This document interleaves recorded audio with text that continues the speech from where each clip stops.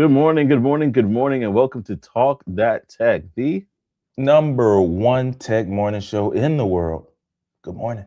Good morning, and we're so glad to have you rocking with us on this first Monday morning in February. Black History Month is here, so we are definitely excited to have you with us. Normally, we would have a segment dedicated to Black History Month, so we are excited just to talk about all the different individuals who have contributed over the span of time in regards to this history. But before we do that, we got some housekeeping stuff to take care of. We got, to remind you, if you are new to the show, like, comment, and subscribe to the channel. And if you have been here for a while and haven't done any of those things, it's a good time to start. That way, it helps to push our content out and to get more eyeballs on it to help us to grow the show and do other things as well. So definitely, if you can, go ahead and do that as well. This is a call-in show, so feel free to call into the show and let us know where you're tuning in from. We definitely appreciate it. And thank you so much, man. Thank you so much, everybody, man, woman, and child, for dropping in on the show. But first and foremost, how you doing, brother? Everything well? Everything is going pretty good, man. Weekend was pretty solid. I saw what was that? Coco Golf beat number one in some tennis. She was number two, and it was a German lady. I forgot her name, but she can hit pretty hard. But yeah, Coco Golf ended up winning that. Um, I saw a boxer actually get his wig split, literally the toupee came off, big. He had his toupee peeled back and had to explain. He ended up winning the fight, which, I mean, I don't know how you lose after something like that happens on a big stage. So yeah, Wow. he had to win that. But that was just that took me out because you never seen anything like that in real life, Yeah. and so you hear people talk about it. I'm gonna peel your cap back. I'm gonna split you with all that kind of stuff, and then yeah, it actually happened. If you want to see that, that was Jarrell Miller, by the way. But yeah, man, it was pretty crazy. Anyway, outside of that, church on Sunday, had a great time, and yeah, we here, man. We here. All right. Awesome. How was your Awesome. Love to weekend, man? hear it. Yeah, man, my weekend, it was good. It was good overall. You could say a status quo kind of weekend. And just Mm-hmm. kind of just chilling, really with the family and getting some things done and definitely appreciate it. What up? Before I go in, what up, Zombie Ghost 223? Yo, welcome to the show. What's If you don't happening? know, if you What's get happening? what's happening. If you don't know, if you do comment in the section with things that are shareable, because some people be wild not in the comment section with all sorts of stuff, we will shout you out. We will shout you out at the end and give you a shout out as well. So definitely comment. We appreciate you, Zombie Ghost. We doing good, man. We're doing good. We're doing good. Doing well. We're rocking on this Monday morning and enjoying it. Can't It is still complain. cold in my neck of the woods, though. I'm not gonna lie. The snow has become ice. If you try Mm, to drive over that thing, it'll tear up your bottom car. So mm. so yeah, it's just rough out there. But overall, man, it was a good weekend. We had a little bit of flurries on Sunday, but it was chill besides that. And we just chilled at home for the most part overall. But I had to run and do some errands on Saturday, and it was good. I cannot complain. I cannot complain at all. Cannot complain at all. Well, listen here. What we're going to do is if you guys like anything that we are talking about in this show, I dropped the link already, but this is a call in show. So feel free to call in, click that link. You don't have to show your face, but we definitely want to hear from you on any of the topics that we talk about today. Normally, we would kind of go to somebody in the blast from the past when it's talking about a person that's made some marks or historical marks in their space, but we're actually do somebody pretty young actually compared to the people that we normally would talk about. And then we're also going to talk a little bit about what's happening with these AI chips, the scarcity market, how is it affecting you as a consumer. All these things we'll tap in and talk about more. But let's get into the first one. I'm going to pass it over to Trey to share more about this almost $1 billion deal for someone who's a content creator that is actually one of the latest innovations when it comes to the creator market and tech. So I'm gonna pass it over to you, brother. Yeah, man. Y'all, excuse me, my voice, man. But yes, $975 million deal. Khaby Lame, okay, Khaby Lame. But he's the one who turned his brand, or the AI version of his brand, into a $975 million deal. Um, this is one of the first of its kinds when it comes to this size of a deal. You know, we've seen AI deals happen. There are AI influencers who are making millions of dollars, right? But they started off not real. This guy is actually a real person, right? And he has now turned his real brand and was able to parlay his AI brand into a almost $1 billion deal. And so we're going to talk about that really quick. Now, if you don't know who Khaby Lame is, he is TikTok's most followed creator. All right. Now he has a $1 billion deal. Now it's an all stock deal that gives a Hong Kong holding company broad control over his actual brand. And they have permission to build an AI digital twin of him and, you know, do what they want with it. Partnership deals, brand deals, all of these things. And we're going to get into that. So it's not just a creator partnership. All right. This is one of the first real big tests to see how someone can scale influence using AI on the grand scale, right? So, again, how old is Khaby Lame? All right, he's 25 years old. On TikTok, he has 160 million followers, and then 360 million across all platforms. So, very, very huge. All right, and now the company that was being valued is Khaby's holding company, right? Which it holds his IP and his commercial rights, and it's called Step Distinctive Limited. Now, the deal, like I said, is $975 million, and it's all stock, right?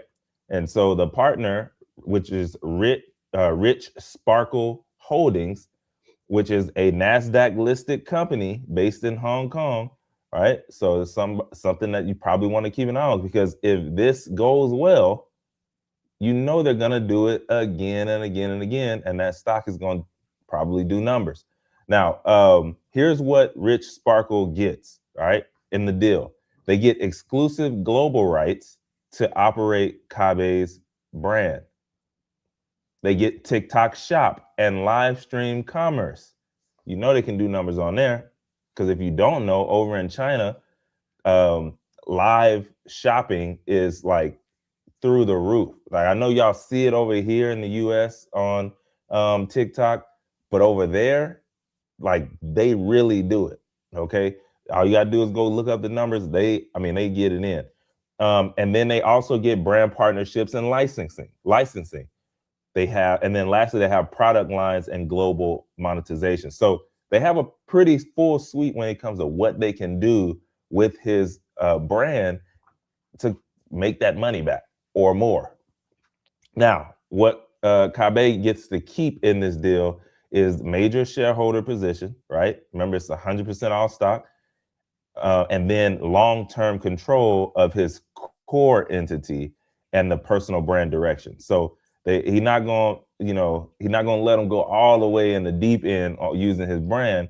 So he gets to keep that. Now, when it comes to the AI digital twin strategy here, all right. So as a part of the deal, Khaby approved use of his Face ID, his Voice ID, and behavioral models. Okay, so that's gestures, expressions, reactions, and here's what all the AI twin can actually do. They can mimic his signature reactions and physical comedy. All right, cool. They get to generate content and host live streams. They get to operate in multiple languages. So again, global brand is what they're trying to do here. And not like he's not a global brand already with over 300 million followers across different platforms, but even more.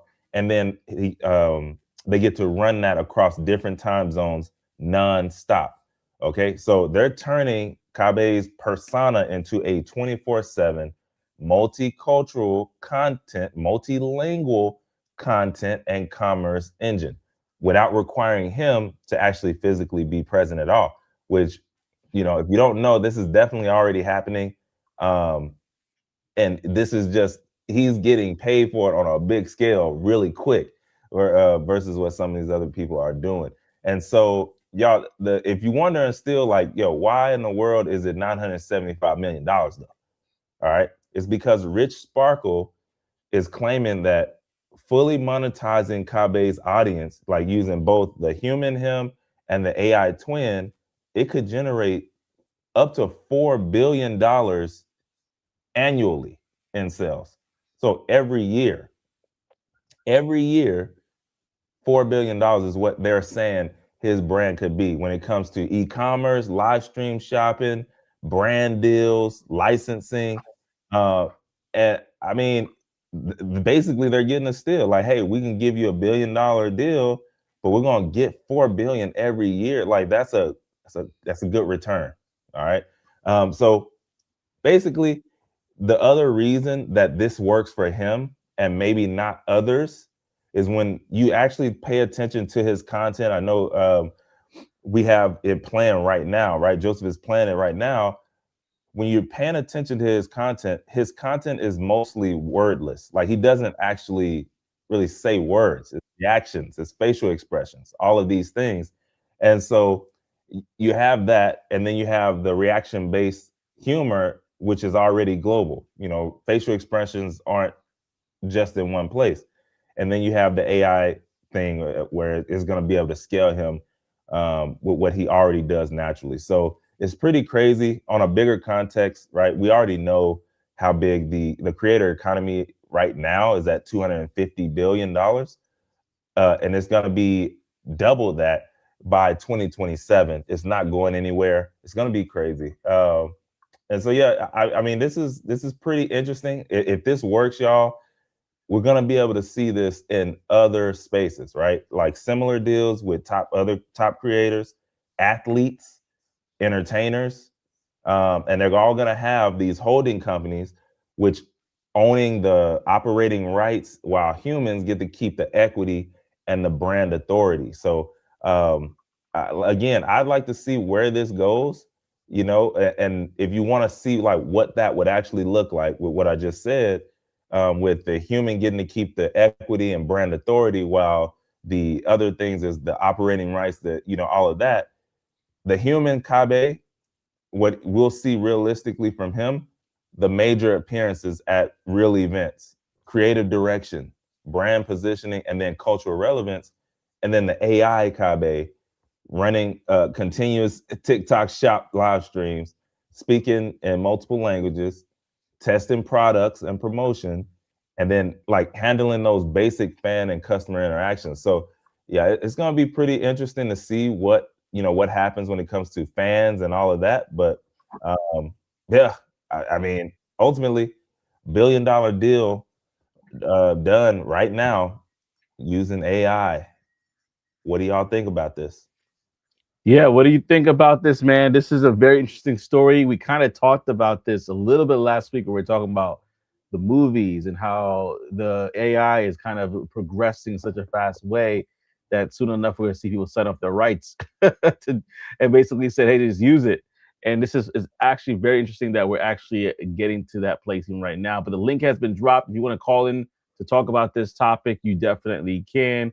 As you can see here, the link is below. But yeah, while you guys are sharing your thoughts on this particular story, I just wanted to share a few things as well. Like just looking back at it, like when we talked about this in general last week about how this is coming down, when you see someone make nearly almost $1 billion with a valuation of 6 billion or so, it's definitely interesting. Well, we got OTT on the building. OTT on the building. Peace and blessings, brother. And let me know if you want to jump in. We got somebody on the line who wants to share their thoughts on this. Go ahead. It's Zombie Ghost. Share your thoughts on this story. Yo, what's up? Can you hear me? Yep. Yeah, I can hear you. I can hear you. How you doing? What's up? So I was the one who was talking about like my mom left some marks and stuff, you know. But what about Sorry to hear about that. Khaby? Yeah, did you get a chance to hear the story about Khaby? Wait, what? I didn't. Oh, the story about Khaby. I was currently trying to sign in. My bad. Okay, no problem. All No problem. good. How about this? Come back. If you have any thoughts on it, we're gonna talk a little bit about it, and you can jump on. Okay. Yeah, if you get a chance to hear about it. Okay. I'm gonna take you off for now, but if you have any thoughts, feel free to come back and share. Okay. All right. I appreciate it. So yeah, we talking about the story. 25 years old when he did this. 25 years old, 160 million TikTok followers, but 316 million. He got 1 million followers per day. That's insane. In regards to his following. So he has a large reach, and he was able from that to be able to now leverage that into almost $1 billion deal. I mean, obviously he's the number one when it comes to followers and things of that nature online, period. So when you think about that and how one person is able to leverage that much, like you said, this is an experiment. You're going to start seeing a lot more people with AI digital twins just doing things for them while they're sitting back pretty and starting to collect more brand deals, more and more brand deals. So yeah, that's gonna be very interesting. How you doing? How you doing, Prof Dad? How you doing? So What's going yeah, on very, now? very interesting. And bro, I didn't mention it earlier, but like I'll be honest, this guy is not in my algorithm, right? Like it's not what I normally look at. Is normally business and tech stuff, AI stuff, which is why it then popped into my algorithm. So I've seen like maybe one of his skits before, but not like I don't watch it. Now it popped in because of this business piece, and that's why we're talking about it here. And I'm sure somebody is thinking like, well, it's an all stock deal, like he ain't really got the money. And so you're like halfway right? Like he's on paper, he's almost a billionaire. Yeah. But this is not anything different than any of the big tech CEOs and what they do, right? Most of the time, I mean, you've seen it where the owner might get paid $1 or, it's all stock. And then what they end up doing is they're able to get loans from the bank based off of what they have in the stock. And so, trust me, he can still get some cash. He can still get a big bag just from being able to have this 100% all stock deal. And so I just wanted to make sure people knew that for sure. Yeah. So it's not in cash, right? But still, the option is insane. Right? It's just like, but it's and this is a question for the chat. The future, right? The future of in regards to this economy, like you said also too, when it comes to selling products online, when it comes in China, it's like a huge thing. We actually had to talk about that last year sometime. We were talking about TikTok shops, right?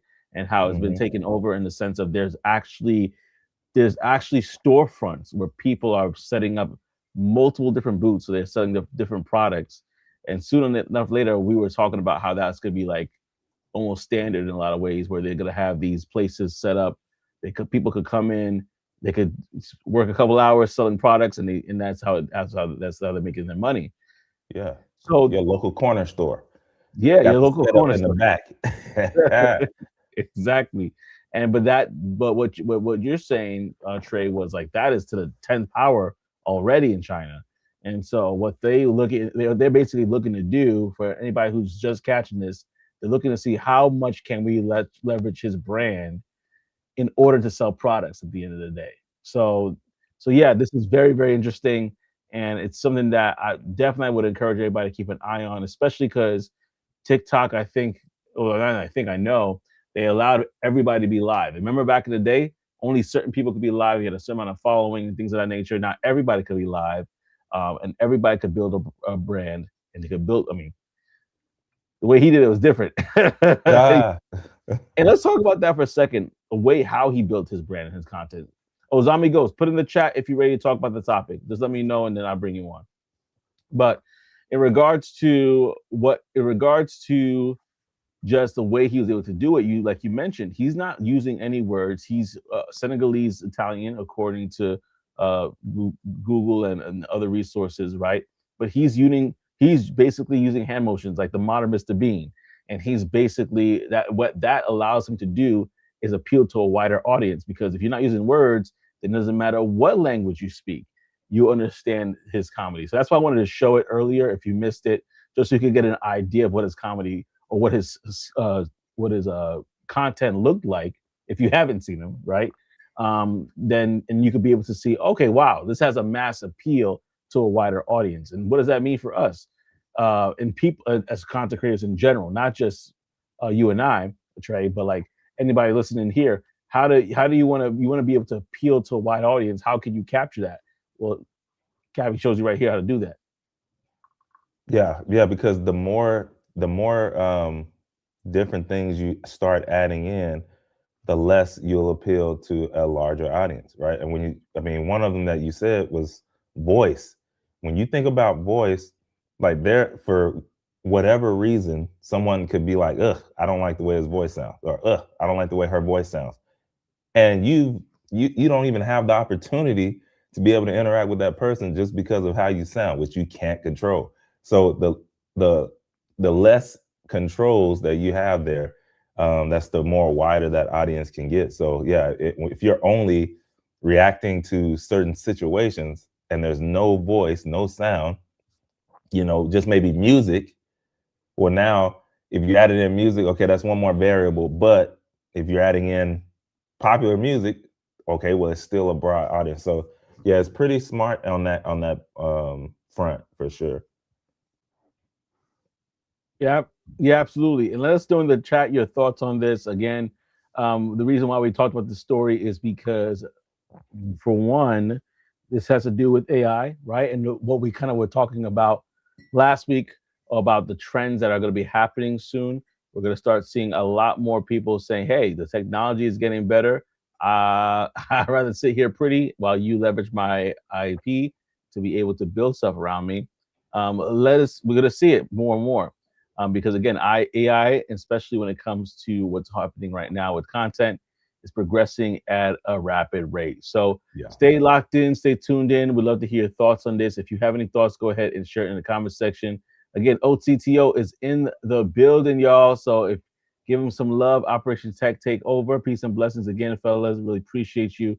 Thank you for everybody else for commenting as well and rocking with us on this episode of Talk That Tech. Now, if you have not been familiar, we also have the Tech Wire here. Now, the Tech Wire is a show that's brought to you by SecureTheBadge.com. Again, SecureTheBadge.com.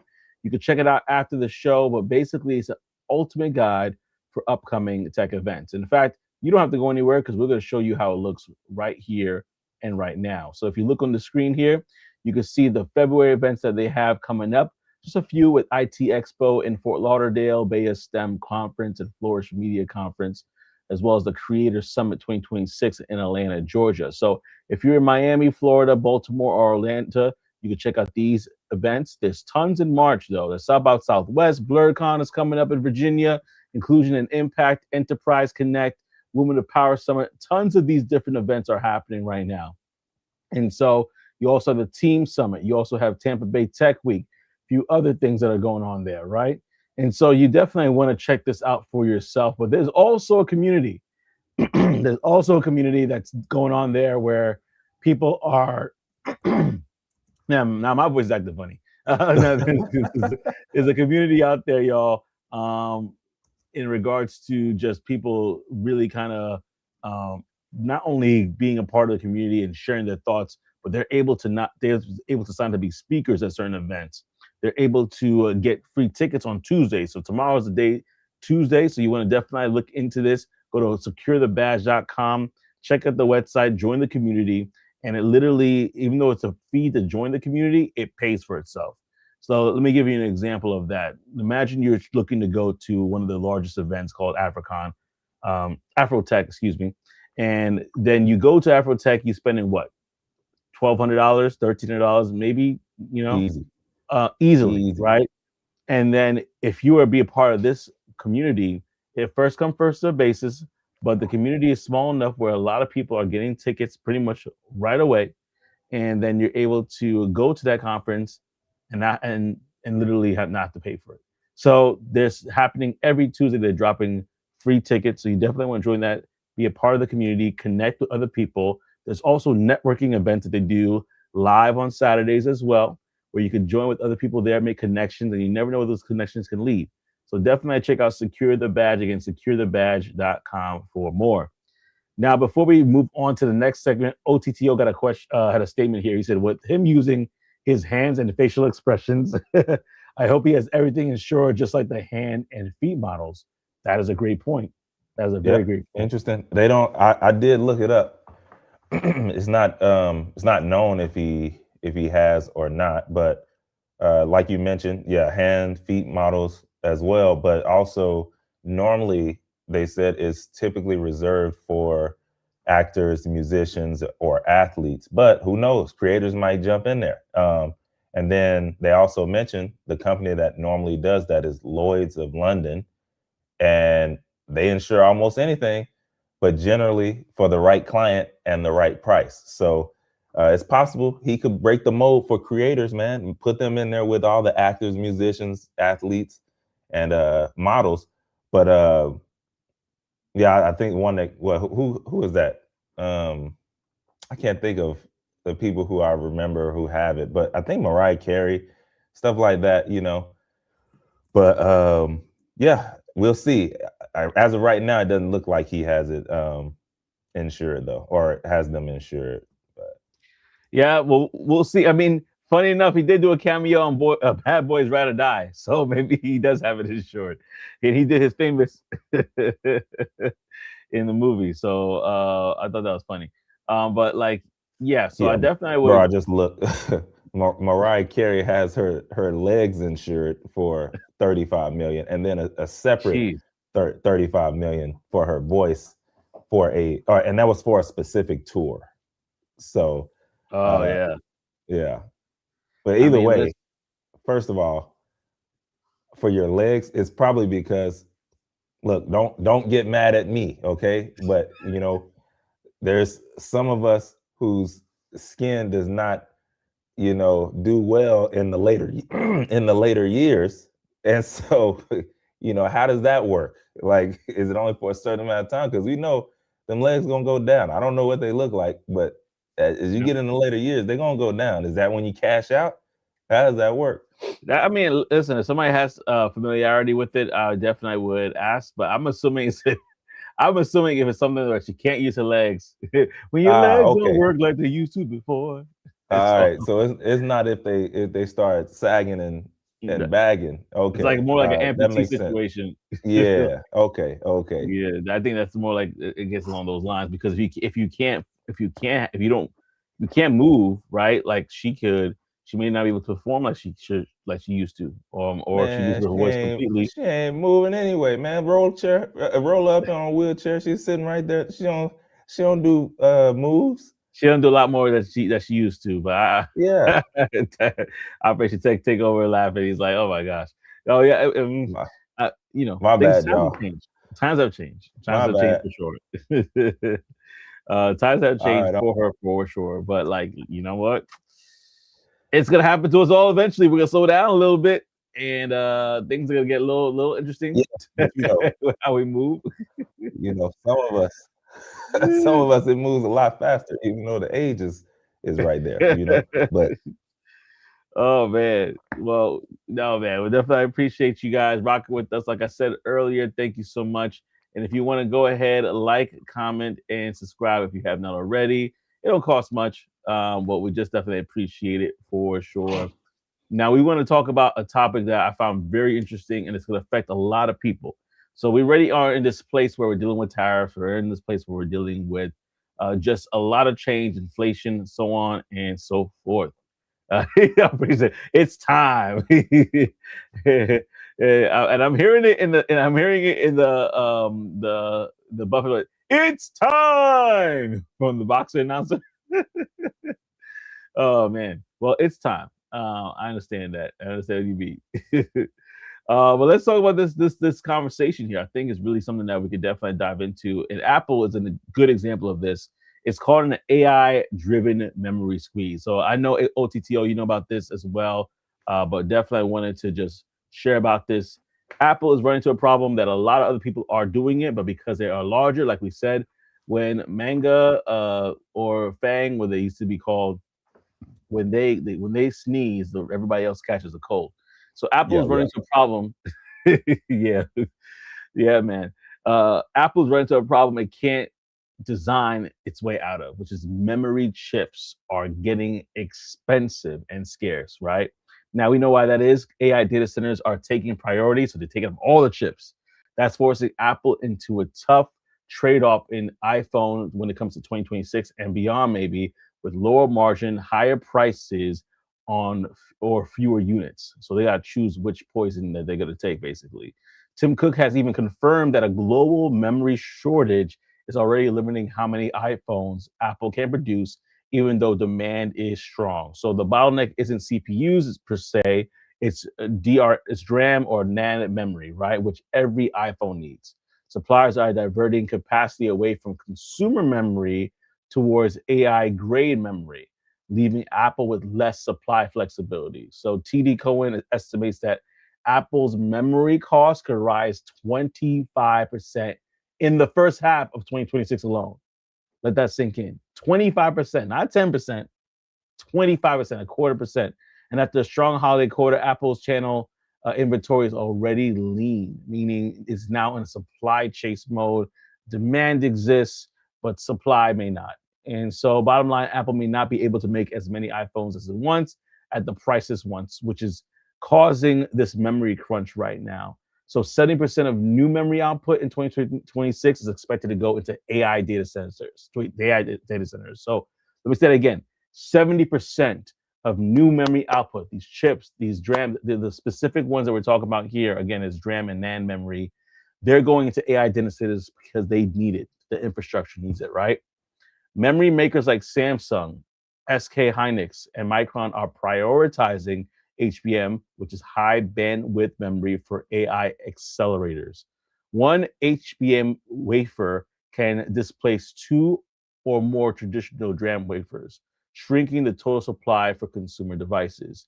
And because of the strategic relocation, not a temporary factory issue, the tightness could last well into 2026. So keep your eyes out if some things you might want to buy now than later. AI servers are also eating the memory supply first, right? Phones get what's left. Apple's tough choices are now getting to the point where they have to decide: do we absorb a cost? Do we have lower iPhone margins, hits proper profitability, and not typical Apple behavior, which they normally do? Do we raise the prices or do we limit the volume? Now, this is not just an Apple problem, like I was saying earlier. This is an industry-wide squeeze where IDC warns in 2026 will be a year of pricing pressure for phones and for PCs. Samsung, SK Hynix says mobile and PC customers already struggling to secure memory, as you can see that already happening. And some Chinese smartphone brands have faced DRAM price hikes for up to 50%. That's going to affect how you can buy stuff right now. You might want to buy your Christmas presents early. Let's just put it like that.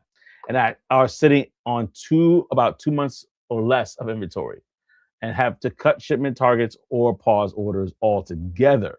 So this basically what this is forecasting right now is that the global smartphone market could shrink to 5% in 2026 due to costs and supply pressures. Now, what does that mean for consumers like us in 2026? Glad you asked. If you're buying a phone this year, expect that the prices are going to be higher, like we mentioned. There could be a lot of weaker promotions and fewer discounts, and there's going to be strong storage and RAM tiers that may cost or more and be harder to find, basically. So the big picture is AI isn't just changing software, it's rewiring hardware economics. Memory is becoming a strategic resource. Data centers are bidding consumer devices, and even Apple can't fully shield itself from what is to come. So listen, y'all, we definitely want to hear your thoughts on this because this topic is going to be affecting a lot of people, especially if you work in the tech industry, and especially with what's going on right now. There's going to be some sort of changes that's going to happen. Will this change affect jobs? Will this change affect other things? This ripple effect because of the demand of memory chips, or like we like to say here, because we don't preach doom and gloom necessarily. Where is the opportunity in this? If there is an opportunity, how can you and I look to pivot ourselves to capitalize? So yeah. Also, would this change, kind of like what happened with BlackBerry? Would this change how we look at smartphones in general? Because some people are thinking, and I'm one of the people in that band camp, that the smartphone as this handheld device is kind of coming towards its end, and we might actually be pivoting to other forms of communication, whether it's through our glasses or whatever the case may be. That might be a real thing. But what I want to get your thoughts on that, let's do in the comment section below. And I want to also, if you haven't seen it, I'm going to drop the link as well. It must be 18 years or older to call in, but I'm going to drop that link again and let us know your thoughts on this topic. Who would have known? Who would have known we would have had to say something like that? Must be 18 years old to call in. Hey, listen, I want to make sure that, or at least get permission from your parents. That's a fact. That's a fact. Yeah, absolutely. But everybody about to go back to flip phones with FedTel. That's hilarious. I don't know. Get your razors back. Where's your razors at? I don't know if I can go back to the flip joint, man. Although razor, that coming up, that was the favorite of all time. That was the one, the original razor. I don't know. I actually did love my Sidekick though. I did love that. So that I could go back to something like that with an upgraded camera because the camera was dude. Yeah. I didn't have the swivel joint. I had the Sidekick slide. The slide. Oh my goodness. Yeah. I'm in class playing a secret game on there. You had to hit a certain few buttons, doot, and then boom, secret game pop up. I'm on the snow slopes in the classroom. But anyway, but I don't know. As y'all know, I hopped off. I didn't actually hop off. My Google Chrome crashed, and I had to hop on ChatGPT Atlas. So that's what I'm on now. I don't know what happened with Google Chrome, but yeah, I froze up and it just crashed on me. But either way, that's why I test them all. Y'all know I have them all. And so right now, Atlas is doing this thing. I like the way it looks. Might be staying on that. But yeah, I didn't get to hear the full thing, bro. I really didn't because I was frozen. Worries. But at the end of the day, what I did hear is they're in trouble because they don't have enough. They're running into a shortage, and so they're trying to figure out what they're gonna do. Yeah. Even though or maybe, who knows? Did you say they have to limit the number of iPhones that they can make? There's a couple of different options for Apple and other players as well. And what we might see is higher prices. That's what I was about to say. Yeah. Weaker promos. So they're like, okay, we have this phone, don't buy it. not everybody at one time. But and then they might have like storage and then RAM tiers. So we already see that with Google as well. Those kind of tiers where like, okay, you pay more for this, pay more for that, pay more for that.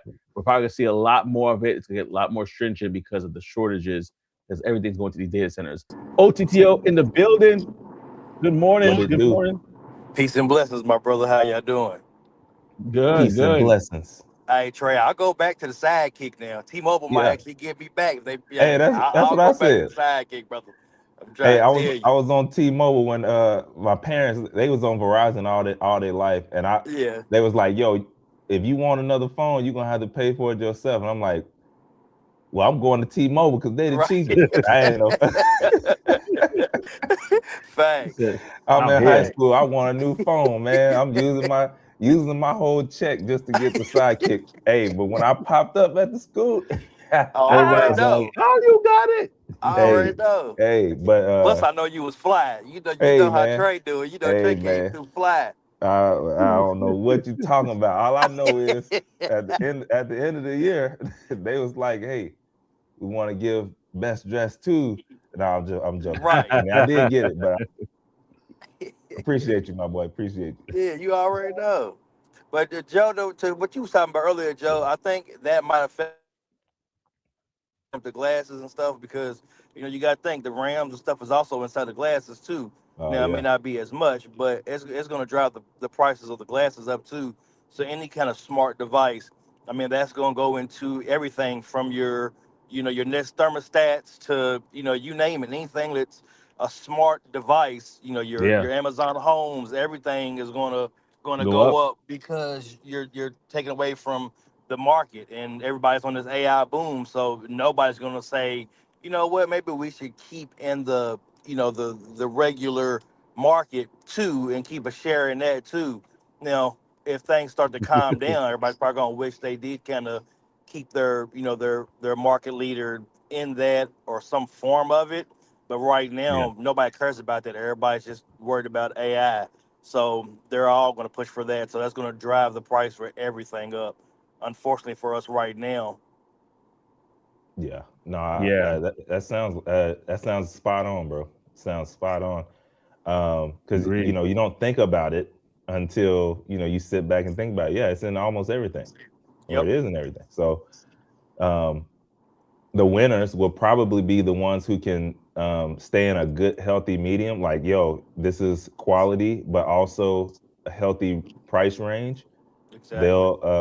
They'll probably spend get a lot of units done, and then the people at the very top tier, a certain select ones will continue to get that business because people are like, yo, well, this is what I've always done. I don't care what they go to. I'm going with them because I know them. Hmm. So And Right. also, I'm it'll be thinking interesting. too.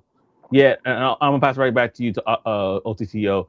I'm Right. also thinking too, like there's gonna be opportunity for somebody to figure out like how they can either create a new type of memory or something like that, or just a way to like improve the quality of the chip Yeah. or the quantity of chips. I mean, and then all of a sudden there's somebody else that could probably create a brand new market because listen, AI is not going away. you know, if you have companies that like Amazon who are literally, unfortunately, cutting the workforce to really employ AI agents to do certain things that they feel like the workforce can do, it's not going away. So the demand is going to be there. Now, who's going to meet the demand? That's the question. OTTO, right back to you because you're going to say something. Yeah, no, that's spot on, Joe. And also, this is also going to play into your networking because if you think about it, the people who have great networks are going to be able to tap in and still be able to lock in something that they may not be able to lock in as much as they used to.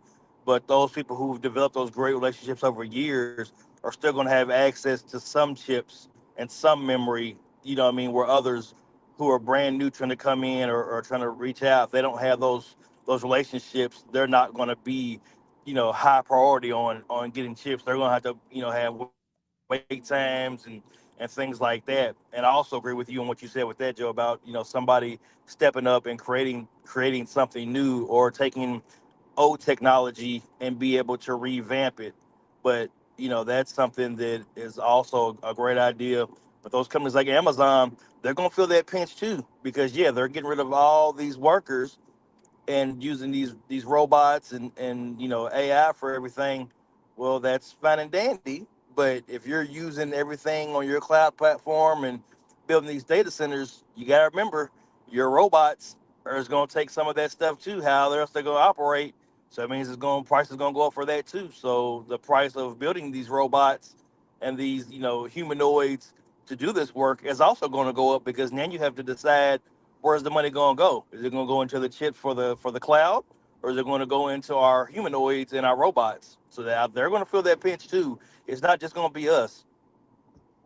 Yeah. And I wonder if they were talking about this at CES. I'm assuming they were, but I know NVIDIA had opportunity to talk and share, and I thank you and congratulations for those who have those stocks locked in already, because the demand is going to get higher than it already is. So we got to see how that pivot's going to look, overall. What we could say, Trey, I think I cut you off.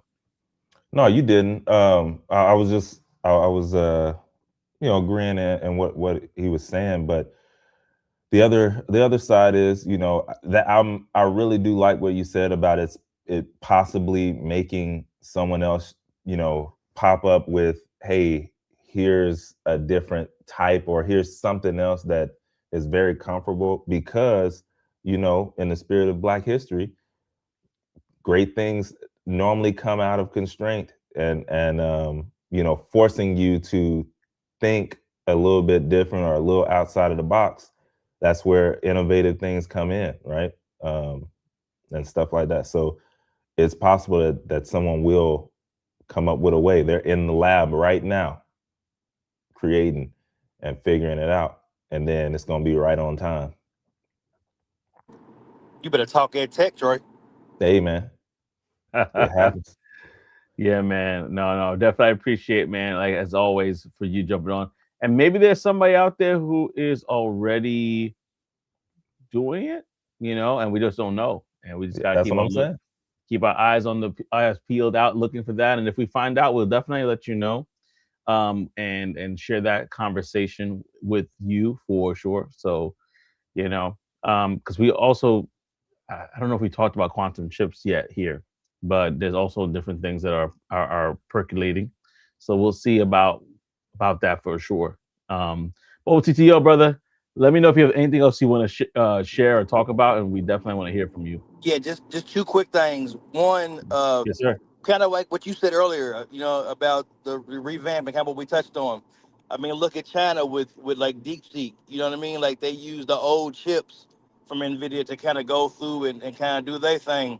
It could be the same thing, man. Somebody can take some old technology, some old RAM, see if there's a way to reconfigure it, make it better. So you don't always have to start over and reinvent the wheel. Sometimes you just got to take the existing technology and just figure out how to rework it. So that's an opportunity for somebody also to do, is just to, instead of trying to start over and brand new and fresh.